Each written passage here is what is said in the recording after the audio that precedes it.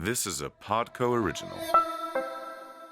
Walk us through that a little bit. So now you've got the job and you come in to do this new experience, right? So Wizards was your first sitcom? First and last. I thought to myself very, very distinctly, I want to be on Disney before I get too old to be on Disney. Because I was about thought to turn the same 20. thing. That's funny. I mean, it was awesome. It was cool. I was wearing angel wings, but I was exhausted already from the whole tempo of the show. And then carrying these, probably like 40-pound wings on my back for a lot of the day. And then flying in the air with them. Like, it was a lot. But it was so fun. And I definitely was hanging on by a thread, but I was so excited. Literally, yeah. But I was so excited to be there that I just let that like overtake me all the time.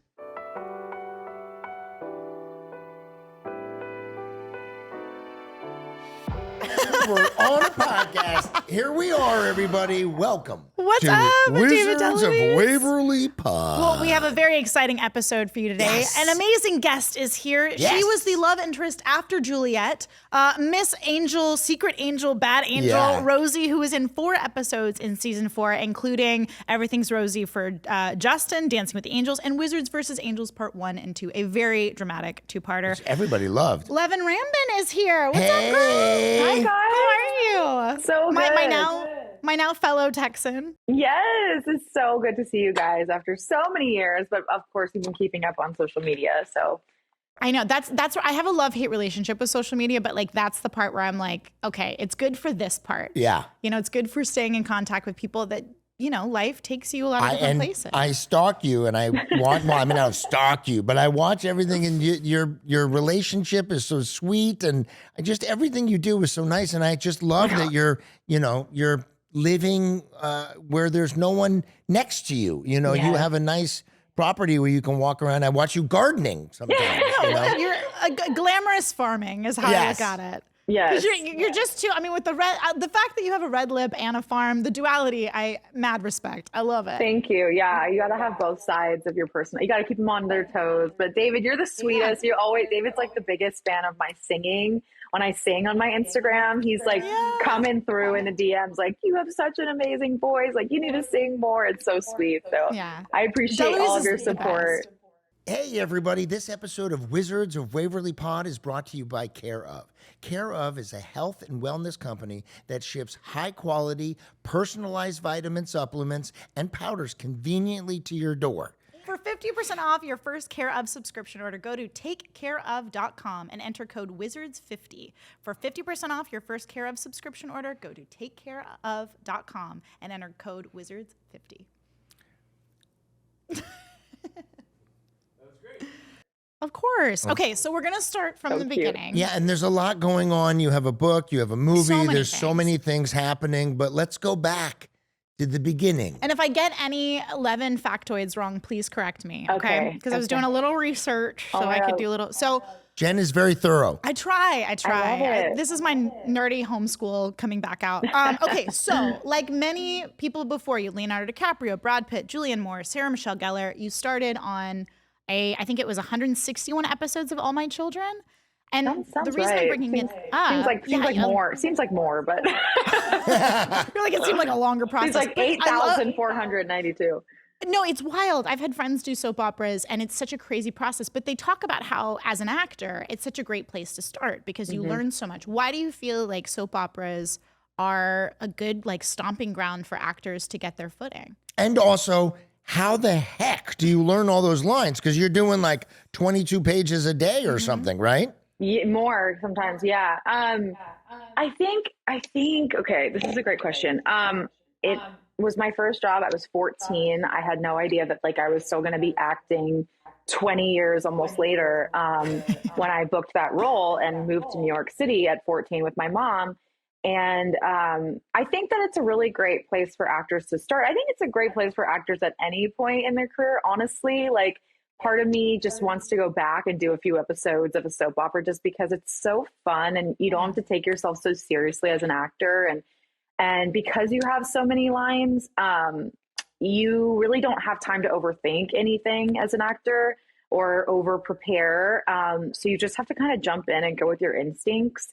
And I think I developed a photographic memory because of that experience. I had two characters at one point. So at one point it was sometimes like 50, 60 pages a day. Were you a twin or something?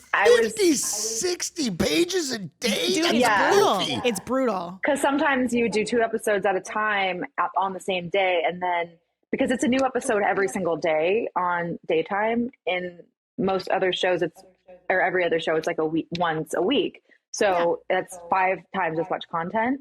And it's an hour long. So those scripts are 60 pages. So sometimes you're doing 2 episodes, like I said, and I had 2 characters. One was Lily and one was Ava, who was her half sister, but extremely like identical, but some black hair in there.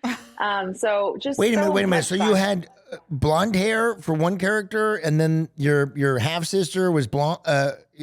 You had different color hair. So were you doing wigs? Yeah, I had black streaks. So yeah, it was like black clip-in extensions. Well, they've got to do something to differentiate that this is the different character. We were joking before about how when Alex was evil on the show, she always had like one white streak, and to me, it's like that's the white streak of all my children. That's right. Yeah, she was the bad sister. So she had the black streaks and the black. But what a nice thing that you got to be evil and nice, because I did a lot of like fun guys, growing up. And then I was like, I want to do evil something. I want to be the evil person, I'm noticing a pattern because Rosie was the same way on Wizards, right? So it's gosh, I never really noticed that. Yeah, so I'm like, we're playing this duality. This duality is coming back with Wizards because Rosie starts off and everything's, because she starts off with this sweet little ginger-haired girl coming to take Justin's class. But then she gets busted. And then she's evil. She's an evil angel. But what's wonderful, because I watched it recently, the evil turn was, yeah, I'm evil, but we can be together. You wanted him to be with the relationship wasn't over right away. Yeah. You know what I mean? Like, I liked that aspect of it, Or was it? We all love the good and bad in each other. I kind of read it back then as like it was still manipulative. Like I didn't know she really wanted to still stay with him. Like I thought it was like I thought it was like, but yeah, I don't know. Now that we're saying that, I honestly haven't watched it since probably the day that it came out. But I see the clips on YouTube and TikTok and stuff sometimes, and I like to see that, but I didn't see it as like, but I thought she was still being like evil and manipulative, but. Well, maybe that's just what I read into it. Well, that's sweet. But that's sweet. Okay, so I got two fold things. You were 14 to how old when you? I'll just go with that question. But you were 14. How old and you've done soap operas? What's the next step? And how old were you when you went away from that show? So I stayed on the show for 4 years, which is a typical contract on daytime. And they asked me to stay, but at 18, I was pretty sure that I wanted to take the next step, like you're talking about in my career, and go to LA and from New York and try the prime time, auditions. And that's kind of the goal of like everyone on starting out on soaps is to kind of graduate at some point. I think at least it was for me. So I stayed till I was 18, and then I went to LA, and I very quickly booked a show called Terminator, the Sarah Connor Chronicles, which was I remember that show, which was a Terminator universe sci-fi show with Lena Headey and Thomas Dekker, and so that was right after. And it was called the Sarah Connor Chronicles, right? Yes. Yeah. So it was following Sarah Connor. Had you seen Terminator and stuff prior? Because no. Sometimes I was like love that 18-year-old girl, like really not, making time for Terminator at that point. So I didn't really go into it with a lot of information. I just was like, oh, I like this character. Like she's kind of like quirky and odd and says weird things, and they liked it too, I guess. So they cast. Yeah, listen, that character, that show, you don't have to, because a lot of times I'm teaching acting classes and we do scenes and people will go watch the scene rather than just do it on their own accord, which is interesting, you know? Well, to me, the only reason to watch it is like just to get the tone of the thing. But if it's like, you know, she can't watch it if it's a brand new show. Right. You know? And also, just for the audience to know, typically you don't come to LA and then get a television show. No. Like, you know what I mean? That's a wonderful thing that happened to you. know. Did your mom come with you? Did you move with your family? Did you go on your own? What happened? My mom came with me in the beginning to get me kind of set up. She was like, I can't believe this, you know, this is still going on and you're going to, you know, but you're 18 now and you know, here's your, we got, you know, she got me into a nice apartment and I lived in this building with Brittany Snow and Vanessa Hudgens down, you know, the hallway. So that was like the little Disney area in Toluca Lake. And Miley was down the street and whatever. It was just a fun time. That was like 2008. Like everybody was on Disney and I really wanted to be on Disney too, but I wasn't at the time. I was on this very serious, dark sci-fi show. So she left after a couple of months and it was a rude awakening for me to adjust to life in LA as an adult by myself. And I had never driven before. We got me a car. And it was there, you know, I was there for another 5 years until I went back to New York. Yeah, well, it's kind of a baptism by fire, you know. It's like, because I, even being in LA for a long time, my parents left around 18 too. Yeah. And it is that weird thing of like, okay, I'm here by myself. There's all these things in Los Angeles that are at my disposal. And what do I do with that? What do I avoid? What do I, you know? Or not at my disposal, you know, and you're like, I have nothing. I have nothing. Yeah, totally. Where you're like, it's right there. It's so close, but I can't reach it, you know? That's pretty intense. Your mom had a lot of faith in you. My kids at 18, I guess it just changes, but you being on your own at that time, at that age, that's very impressive that, you know, you were able to achieve that. You know, you're a grown up and like Jen at a young age, you know. No.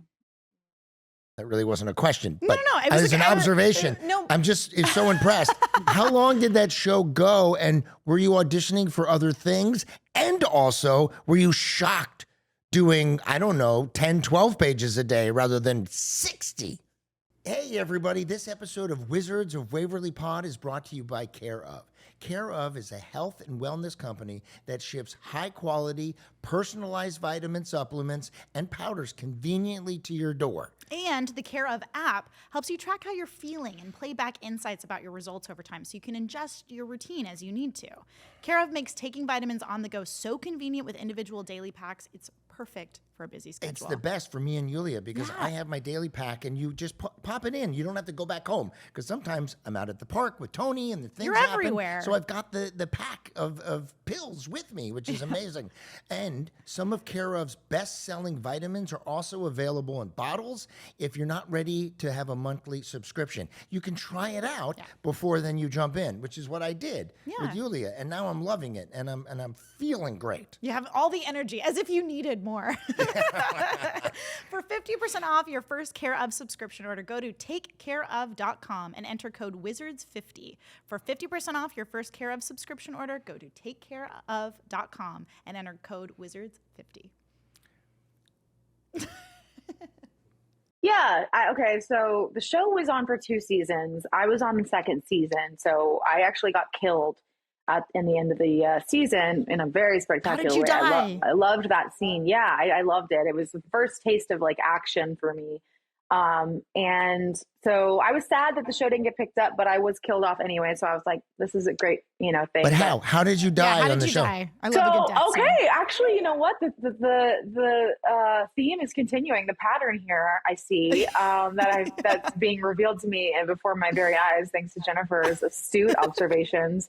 I played a character who was named Riley, who was from the future, sent by a bad woman, Jessie, to get John Connor to fall in love with her and basically draw him in so that he can be killed or turned or whatever the motivation was. But so the entire series shooting it, I didn't realize I was like, they never told me that my character was actually from the future and that this was a setup. Odd.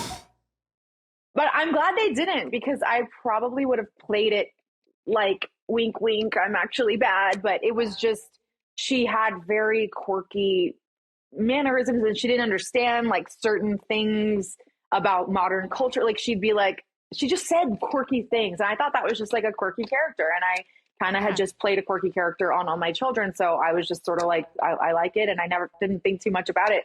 And then towards the very end of the show, they told me she's actually from the future and she's like a mole. And she was recruited by Jesse to recruit John Connor. And then my character finds out about this plan, or no, she knew that, but Jesse kind of entraps her, and she's like, "Oh, you were going to kill me. That's the only way to get John Connor to revolt against the whole thing is if you killed me." And she's like, "That was, you know." And so we get into this fight, and it was this just epic fight, and I try to kill her, and she's trying to kill me because I found out her plan, and then she shoots me in the chest. And I still remember. Did you have a squib? Did you have a, like the little blood bag? Yeah, because nowadays it's all very CGI and everything. But did you have they call it a squib, Absolutely, which is like a little blood packet that explodes. Like syrupy red. Mm-hmm. It was like scary. It was like right here, like right in the heart. So, and then like I had never died on camera before. I had never been shot. Yeah. Like I really, had to kind of just wing it and feel my way through it, and just instinctually just figured it out. So yeah, I got shot right in the heart. It's fascinating to me, that they didn't tell you that your character was from the future. They must have had a discussion. We know this. Do we tell the actress? Do we give her that information or not? It's very interesting to me to not know that. From what you're saying, I kind of love that they didn't in a weird way, even though, yes, that would have been very helpful. But just like, you don't want to plan too much as an actor, right? Yeah. Like, I think it might have done you a favor of the fact that you didn't play it obvious. You didn't play it evil. Not that you would have, because I know you're more nuanced of an actress than that. But at 18, I don't think I would have known what to do with that information, maybe. So I thought it was a great choice. It worked, and it kept me, I don't know, real to the situation of just, I'm just a girl, that's kind of weird and I don't get stuff. And it worked watching it back. So yeah, it was interesting and it was funny. So. Now, you went from being a series regular on All My Children, on the Sarah Connor Chronicles, and then you came in, which is a difficult thing to do after being a regular on a show. You came in as a guest for 4 episodes on Wizards. So 2 questions. 1, how did that come to you? What was that audition process like? What you can remember? And 2, how did you approach coming in as a guest after being a series regular for so long? Good question, Jennifer. Great question. Well, I remember exactly, very detailed how it came to me. Perfect. Like every single part of it. Okay, so I was 19 at this point. Sarah Connor Chronicles had ended, and I was auditioning for so many things, and I was booking a lot of things. I just again, I because that show didn't go, I felt like, all right, I still gotta do like more prime time, more TV. Yeah. I still don't really know what I'm doing. I was terrified on the Sarah Connor Chronicles most of the time because it was so different from All My Children, and there was like so many different setups and cameras, and it took so long. And but sometimes I'd have like 2 lines that day, and I would overthink it, and I was like, I don't know how to be just like normal on camera. So I needed more experience. That experience was really like freaky to me. I remember just feeling so out of my depth, but I pulled it off again, like I always do. Fake it till you make it. But so I was 19, and I thought, and like again, I was in that Disney neighborhood. Everyone was blowing up. Selena, Miley, Demi, Vanessa, like everyone in the neighborhood and in my peer group was like blowing up on Disney, and it was like, the pinnacle of like success for people our age. And I thought to myself very, very distinctly, I want to be on Disney before I get too old to be on Disney. Because I was about thought to turn the same 20. thing. That's funny. The Jonas Brothers, all of that was happening. right around me. And I felt this like FOMO because I was like in these serious dramas that weren't, that, like exciting, like in that way, pop culture wise. And so I just said to myself, I really want to be on Disney before I get too old. And I would look at the audition. I would look at the breakdowns that you're not supposed to like look at, but I had a password and I would look at them. The breakdowns are what auditions are happening, what projects are coming up. Typically agents and managers see that, but breakdown services, every once in a while you could get a copy of that. That's what that is for the people. Yeah, I stole like a password from a manager, or she gave it to me, but you're really not allowed to do that, but I don't care. I like I say in my new book, I always looked out for myself more than I think anyone in this business. Well, you have to. So I cared more than nobody anyone. else is going to. Yeah. And I was able to snake the password and I saw the character of Rosie come up on Wizards of Waverly Place. And I was like, I have to do that. And it said 16 or something, but I was 19 or almost about to be 20. Yeah. So I was like, oh my gosh, they think I look like I'm 16. So I just fought for that audition and they were like, you've never done anything like that. And I was like, I don't care, just get me in. And I did whatever I had to do. So I remember showing up, for the callback on the Disney lot. And I was just like, oh, like, this is the best. I did it. And it was a chemistry read with David Henry. And I just said to myself, you can have chemistry with anyone. Like I didn't know David. I didn't know. I just didn't know. I got it though. I had never been on a sitcom. I had never been, on Disney. I didn't understand the tone at all. Like at all. I wasn't even like a fan of it. I wasn't watching Disney. I was more of a Nickelodeon girl, by the way. So I didn't understand the tone, but I just was like, Leven, you gotta do it. And so I remember going in that room and just milking it with David and being very like flirtatious. And again, I'm not sure I had the bad, evil part. I think I knew that, but I wasn't playing that. So it's interesting. I don't mean to interrupt you, but a guest star coming on and it's a rare thing to have a chemistry read with a series regular that's coming in. Normally the people just go, okay, you're the person and we're going to make this happen. It's very interesting for me to hear that they had you and David, do some kind of chemistry read. But I love that. You have to remember that the reason I think that they did that was because this was right after Juliet. That's right. So right. So that was the whole thing is because he has a whole bit in one of the 4 episodes that Leven was in where he talks about, he's like, look, this is my chance at love after I lost my, my Juliet and all this kind of thing. So I think they had to really make sure that it was able to rival or at least like compare to that long-standing relationship over seasons. I get it. But I also love what you said. You were like, I'm going to have chemistry no matter what. I'm going to make this happen. But I love it because that's our job, right? So because chemistry reads are weird. You meet somebody for the first time and all of a sudden you're supposed to be in love or flirting or whatever. And so you have to, I don't know if you do this, but anytime I've had chemistry reads, I'm like, I can find something I like about everybody. So I find like the one thing I find attractive or the one thing I really like about that person that I'm trying to do a chemistry read with. And also I'm sure that part of what got you the job is because David is a lot of energy. And so to be able to keep up with that, which knowing you, I'm not surprised in the slightest about like I said, I love your approach of like, I don't know how, but I'm going to make this happen because you have in so many different ways. Thank you. But yeah, so how did you, you didn't know that she was evil beforehand? I think correct? I did actually, but I just wasn't playing that. It wasn't a part of the scenes. And so I just didn't, I just didn't play it. Yeah, it makes sense. So you hadn't done a sitcom before. So coming in, doing a sitcom Monday, you do a table read, you're rehearsing Tuesday, Wednesday, sometimes you're pre-shooting Thursday, and then you're doing an audience show. Now, walk us through that a little bit. So now you've got the job and you come in to do this new experience, right? So Wizards was your first sitcom?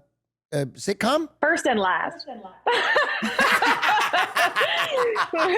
She was like, never again. Never again. No offense, but I didn't understand the tone. Like that's what you said, Jennifer, is true. That's what they told me was like, there was a very significant relationship with David and Juliet prior. and that she was blonde. So that's why I had to dye my hair red.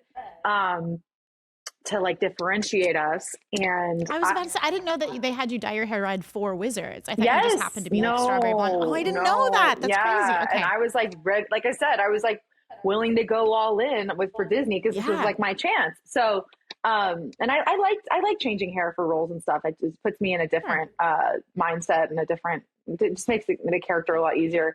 But what was the question? I'm sorry. I got.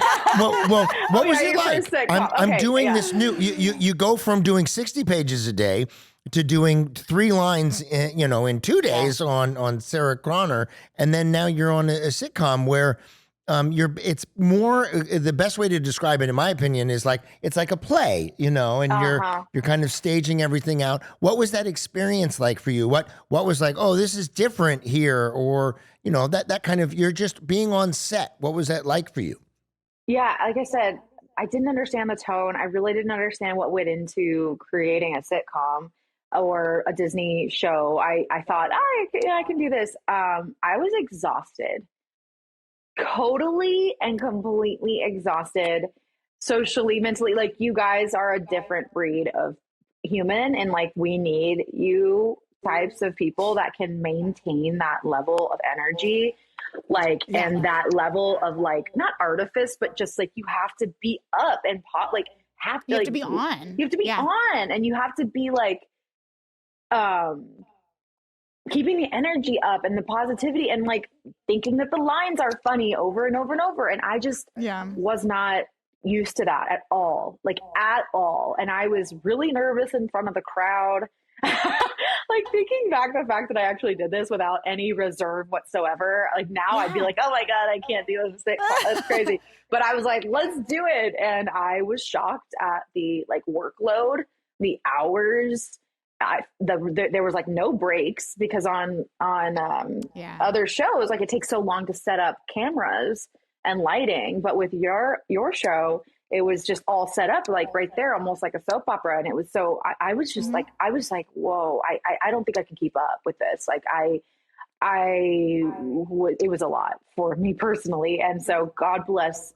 I remember thinking about that, about you, Selena, David. I was like, you guys are another breed, are like superhuman, and I'm not cut out for this. Like, I'm not. So you know what's interesting? Sorry. No, you're fine. You know what's really interesting that you're saying that, because what you brought to the show and what I noticed back then and rewatching and stuff is you were very real.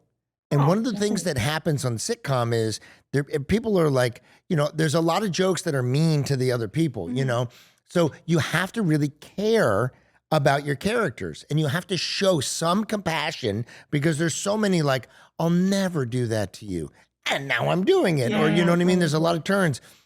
And I remember when you came in that you were very real, and I was like, oh wow.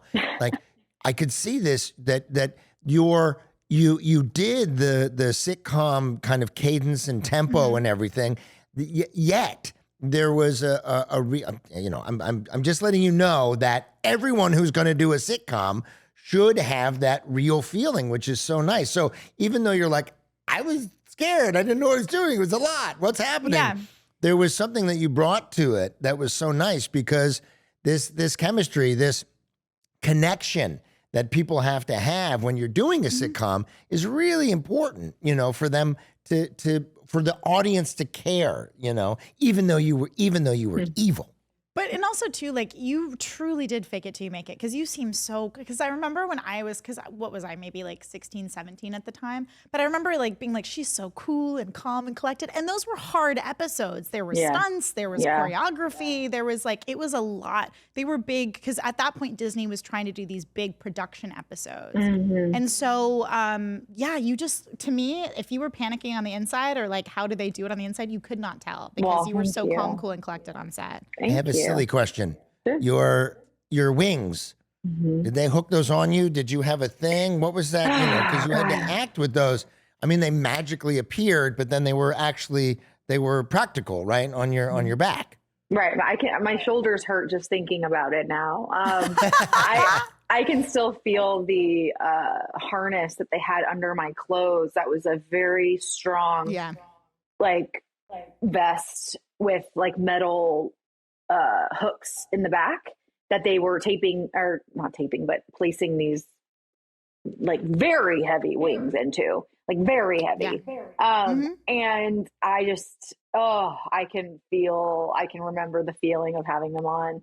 I mean, it was awesome. It was cool. I was wearing angel wings, but I was exhausted already from the whole tempo of the show. And then carrying these, probably like 40-pound wings on my back for a lot of the day, and then flying in the air with them. Like, it was a lot, but it was so fun. And I definitely was hanging on by a thread, but I was so excited. Literally, yeah. But I was so excited to be there that I just let that like overtake me all the time. I was like starstruck all the time to be there.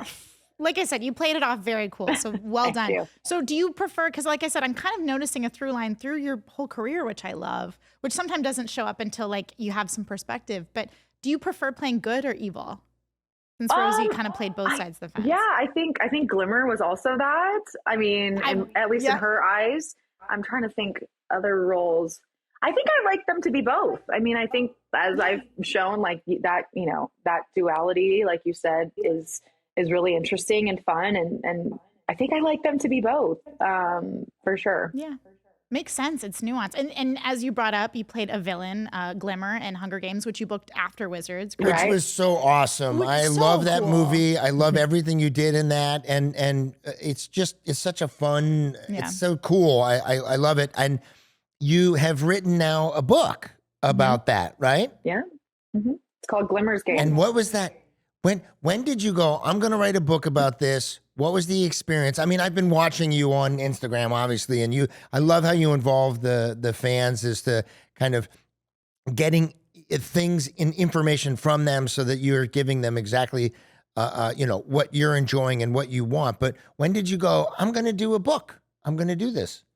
Yeah. So last year during the writer's strike, I was just really bored. I mean, actor's strike and writer's strike, I guess. But I always have other projects going on. I did an album during COVID. You're an amazing singer. Thank you. I direct a bunch of music videos. I wrote a TV show that I pitched around. I got a deal with. I directed my own music video. Like, I always have some other creative thing going on.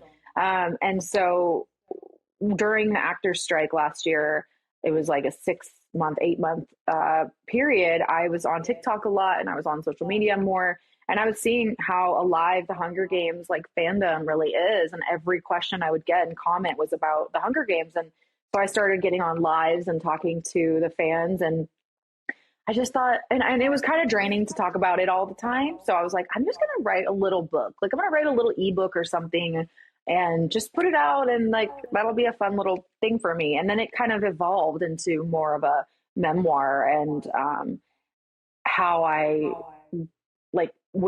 started acting. It really goes into depth about that, and every role and moment and decision, and even Wizards that led me to landing the audition of Glimmer, and how I booked it, and everything that was going on internally. Like, it's just like a deep dive on my journey to that role specifically.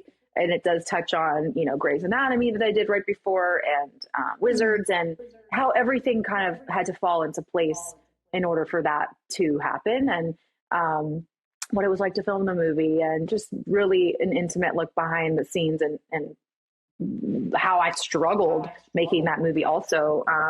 So there's some good tea in there also. But yeah, I did it during the actor strike, and it was, and learning the book writing process has been insane. It's been insane. With every creative project I do, I'm like, I have this vision and I'm going to do it. And then I do it. And then there's 8,000 steps that I did not know about that you have to do in order for it to be released and out into the world. So I learn as it's happening. I didn't know anything about barcodes and ISBNs and copyrights and formatting and book cover design. And I had to learn every single thing, every step of the way. So, it's been really interesting. I love that. There's a theme in your life. You're like, I'm going to do it. And you do it. You figure it out. Why not? Why not jump in? What's the name of the book? Glimmer's Game. Give us just so we can like whet the appetite of people that are going to go out and get Glimmer's game. What is a little piece of tea or a fun experience from the Hunger Games? You talked about it being a difficult experience. What made that experience difficult? I think just a sneak peek. A little snippet. Okay, a little snippet. I talk a lot about the audition process. How long was that audition process? It was about a month, but it actually ended up only being one audition. So interesting. Okay. I did an audition at Gary Ross's house in Studio City, and I just was shocked that and that was the first audition. Like it wasn't a callback. So I was shook that and this was my favorite book, I was reading it between scenes on the set of Wizards of Waverly Plays. Like I was in two different worlds in my mind. Yeah. I was like obsessed with Panem and like the world of the Hunger Games. And then they'd be like, okay, they're ready for you. And I'd go back to Disney, and Wizards. And it was, that's how obsessed. I have pictures. At you manifesting that. That's so incredible. I have pictures of me reading the book with my red hair in my tiny little dressing room at Wizards. So, you have to send me. I would love to see that picture, those pictures. That's gosh. Yes, I have them. And so that was where my head was. And I was just so absorbed in this. And I had never really been absorbed in a book like that. So I just saw it so vividly in my imagination. And I thought to myself, I don't give a damn what the role is. I'll do catering on the show. I just want to be, in the movie and on that movie. Mm-hmm. I don't care what. So, Did they film the audition when you went to the house? And like you said, one audition, they had to have, because everybody else has to approve, right? Right. And I had my bow and arrow with me. I brought. Yeah. So wow, that's so interesting, because I've been told don't bring props. I guess it's a different story when you're at that risk. You know what I mean? Like some people like it, some people don't. So. I brought chicken one time to an audition, and I was eating chicken. I got the job, but it was a lot. My dad forced me to do it. It works. And you brought a bow and arrow. I brought a bow and freaking arrow. I thought to myself, of course I'm going to bring a bow and arrow. Like the scene is a bow and arrow, and if they tell me not to use it, that's fine. But I'm bringing it. I had been practicing with it for a few weeks at that point. I was doing it on my own. Like, again, I was obsessed. Like I was literally obsessed with this book, and this opportunity was the biggest of my life so far. So I was like, I'm going all in. And I talk about that a lot in the book too. Did you guys have to do any like special training? Because I'm good friends. I'm not sure if you still keep in track with in touch. Thank you. With Jackie Emerson, and she talks about just like the training. Did you do training and stuff? Yes. Did a lot of training in LA. And we continued that in North Carolina when we got to the set. And yes, I do love Jackie, and I'm still friends with her. And she's the best. She's one of, she's like you. Like you're both incredible. One of the ones that I really love and keep in touch with. And, and her family's great too. But yes, we did a lot of training and a lot of physical, stunt combat training and the weapons training as well. So it was a huge part of the movie. I think the rehearsal was just as long as kind of the shooting. It was like a month or two in LA. Which is amazing. Well, and what's cool too is like, again, I love, you've got such a beautiful through line through your career where, you talk about doing Sarah Connor and be like, it was so big and action and all this kind of stuff. And then also having to be adaptive to these different sets, because that's intimidating as an actor to be on such a big production, especially if you were a fan of the show. Mm-hmm. So the fact that it's like, I think it's so beautiful. It's like I see all of the jobs that you've had preparing you for the next one. Yeah. You know what I mean? Like Sarah Connor preparing you for Hunger Games, the adaptability of Wizards and All My Children preparing you to be in that large environment. And something, and I've said this before, but something my mom said to me and my brothers was, we all have a gift, so give that gift. And you have to trust yourself. And there's such a beautiful theme here where you're like, you basically said, fuck it, I'm going to do it. I want that. So you went after it. Every time. And you know what? Yeah. If you don't get it, at least you've gone after it. Yeah. At least you've tried. There's so many people that are like, oh, I can't do that. I mean, like, I recently opened a cafe. I don't know how it happened. Congrats. It just happened. And thank you. It's the Bigfoot Cafe in Pine Mountain. But one of the Where's things that Pine Mountain? Sounds like a soap opera town. Where's Pine Mountain? Right? It's like a little bit north of California or Los Angeles. Yes, it's an hour and a half outside of LA. But the thing was, I didn't know how to do it, but I just was like, I'm going to do it. And it was about problem solving. So we found a space, we found a thing. I bought a refrigerator. We got a coffee machine. We did a thing. You passed the health code. You did, and you just do it. You just solve the problems. Yeah. But if I said to myself, what do I know about doing I'm not going to do it. Yeah. Which a lot of people do. Yeah. So I have a cafe. I love that. Congrats. No, but it's something where, sorry to cut you off. You're being very nice, Leven, and I'm so bad at that. But in my family, if you don't cut each other off, you don't talk. Go for it. No, but what I was just going to say, like, I think there's something really beautiful about both of you in the sense that a lot of people are stunted by fear or feeling like imposter syndrome. And in order to accomplish anything and to be multifaceted like you both are, is to kind of acknowledge that fear, acknowledge that lack of understanding, and know that you have to move through it. And that's something that I see with both. Yeah, and it also took me a long time to realize, in the beginning of my, working, I was like, I'm going to be an actor, and I'm going to do a TV show, and I'm going to do acting. Yeah. And then I did a little directing, and then I was like, why am I not doing everything? Why don't I do that? And, write a script or do this or whatever it is. I think if you enjoy doing it, then that's a big part of this, and which is so fun. I also want to ask you about, you have a current film that's happening, right? I do. What is that? Tell me about that. Yeah. Okay. So the film is called The Last Night on Earth, and it is a sci-fi end of the world thriller that we filmed right around COVID, right after COVID. And I'm the lead of it, and it's like an asteroid's coming to Earth and everyone's going to be extinct. So it's like kind of Melancholia. It was one of my favorite movies, the Lars von Trier film with Kirsten Dunst. Yeah. It's similar to that in tone. So very serious again, and much more my wheelhouse than Wizards of Waverly Place, I got to say. Like, that's my comfort zone, like dark. Are you good and evil, or just evil, or just good? I'm actually just good, I think. Yeah, I'm actually just good in this one. There's some other villains in the movie.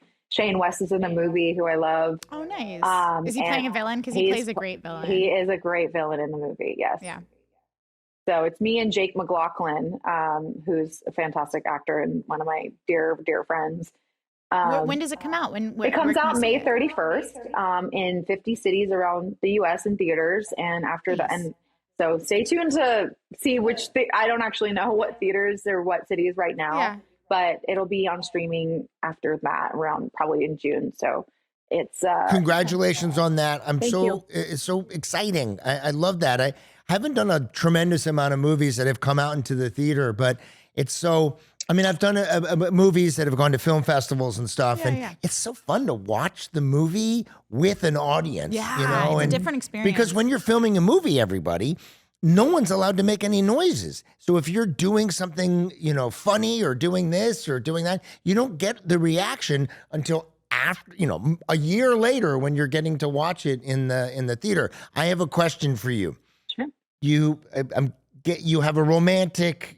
Does romantic stuff happen in this movie with the guy? It does very much so. Yeah. So now I was trying to figure out where you were going. You're in a wonderful relationship, and I'm just curious because it interests me, and I don't have a tremendous amount of romance stuff in my work, but. What is it like? Do you talk to your partner and say, this is happening? Do you just do it? How do you approach being in a romantic scene with someone when you're in a relationship? Yeah, well, at the time I was single when I shot the movie, and he was married with 4 kids. So, wow, how life changes. I know. He just had his 5th actually, but we had such a good chemistry, him and I, on the set, and so much fun together as like really good friends that we were like bros almost on the set. Like, I'd be like, dude, your breath stinks, dude. Like, what the fuck? Like, honestly, I feel like that's the safest place to come from. Yeah, like, can you just we were just making fun of each other the whole time while we were having these like love scenes, and so when I'm now with Dawson, and he was going to the premiere with me, he knew that there was, I was like, look, there's like, and I make fun of him all day too. So I was like, look, there's a lot of like sex scenes and love scenes in it. Like, just calm down. Like, don't, he was like, oh, great. That's my favorite thing to see, you kissing other guys. And I was like, yeah. So my parents were there too. And like, it was like kind of funny, but whenever luckily it wasn't too graphic, the sex scenes, but I was just like closing his eyes when I came on, when that's happened. But moving forward, if there is like, I would be like, I think only in this relationship have I even cared to disclose that would, like, I don't, like, looking back, I'm like, wow, I was a bitch in my relationships, because if I had a sex scene with someone, I'd just be like, yeah, I'm doing it. I don't care what you say. But now with him, I'd be like, hey, like, this is part of the role, and, just want to make sure you're comfortable with it. Like, he's more important to me, I guess, than and he would be, of course, but he'd be like, ugh, okay. But it's also your job. I mean, I love that. I love that you're consulting him, and I watch you guys on Instagram, so I'm just tickled pink about your relationship and how sweet and loving you are. It's interesting because it's part of the job. I mean, I don't know about the whole nudity, and I did a movie called Bachelor Man, and there was like a little nakedness stuff. It was just, I don't know, but it's a personal preference. Yeah, but it's part of our job. It's what we do. We have to pretend like we're in a relationship, in love with someone, and doing a romantic scene is part of what we have to do. So if your partner, and we talked about this in another episode, if your partner doesn't trust you, you know what I mean? That, then there's awkwardness to it. So. And I mean, you sound like your whole career, you've been so career driven and so driven by your passions that it takes the right person to come along to even factor into that. Yeah, so totally. It sounds like you're with the right person, right? Yeah. The fact that your brain is now is like, let me include them, and they're more important than this thing that you care so much about. Is exactly right. You guys, you've turned from New York to LA to my home state of Texas. You're now a Texas glamour farm girl. How was that? How was that transition from LA? When did you know it was the right time to go, and why Austin?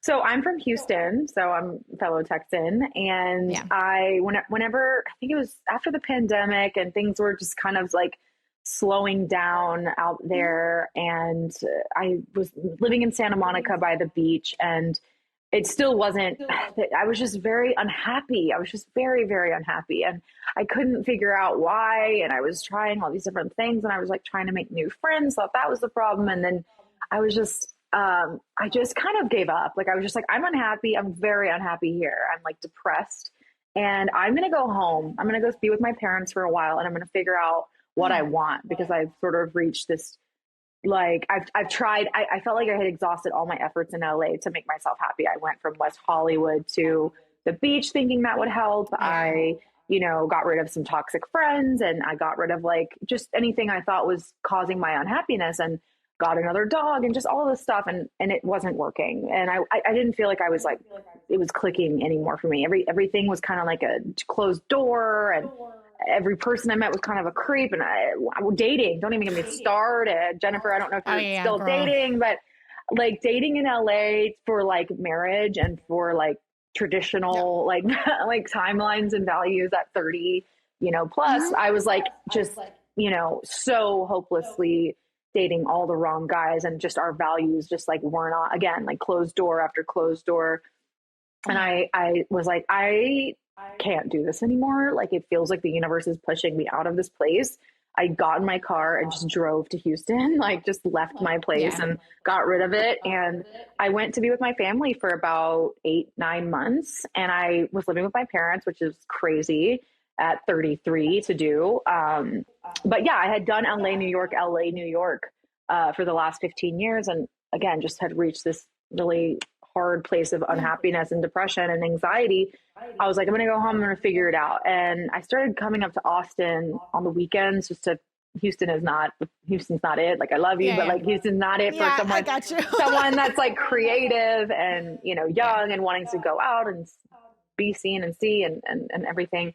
And so I was like, I think Austin, and my cousin wanted me to move to Nashville, but I was like, that's not right for me. I think I'll know where I need to go at the right time. And so this was last year, July 4th. I was like, I'm going to start looking at places in Austin. I don't know how I'm going to do it. Again, I don't know where I'm going to be. Yeah. I don't know how I'm going to start over and make new friends, but I'm going to do it. And I started swiping on guys in Austin. And I swiped Oh my on, God. I love that you just said I started swiping on guys in Austin. That's amazing. I love it. but I mean, I'm not again, saying anything bad. It just is a different It's so life. it's you so know? the through line of like everything where you're like, I'm gonna do this. I'm not sure how, but I'm gonna make it work. Yeah, and it which is seems like wonderful. you've got a lot of open doors in your life right now. I mean, you're getting alpacas through the open yeah, doors. I could so- have never imagined. And I knew I wanted to be, I mean, who doesn't want to have land and have animals? Sure. And like, you know, I thought one day I'll do that, you know, when like maybe in my 40s or something. But when I met Dawson and he had this like beautiful property, I was like, is this happening right now? Like, Yeah. this is already now. I'm that future version of me already now. And it took me a while to be okay with that. I was like, wow, this is really all happening. But so yeah, we're very happy. We got a couple mini donkeys a few months in January. I love that you have mini donkeys. Well, and I also too, like I said, I totally understand that like closed door feeling. And then when things start opening, you're like, okay, I'm exactly where I need to be.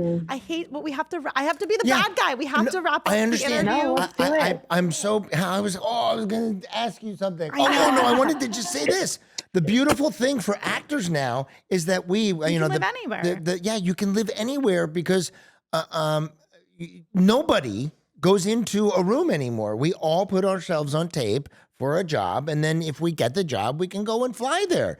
So it's a beautiful thing. You can have I think you just said your future life, your future you, Now. and we can still pursue. We don't have to be in New York or Los Angeles to get a job, which is a beautiful thing now. you know? Okay.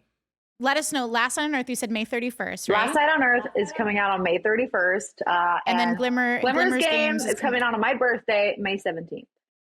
On Amazon. Awesome. Happy early birthday. On Amazon. It'll be on Amazon. I love it. BarnesandNoble.com and Walmart and all the things online.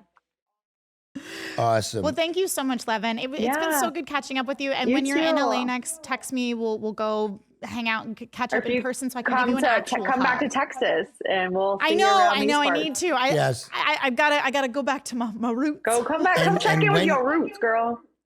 When and if you get your alpacas, you have to send us pictures For and sure. send us a photo of you on set That blows on my Wizards mind. reading Hunger Games. It's amazing. Will do.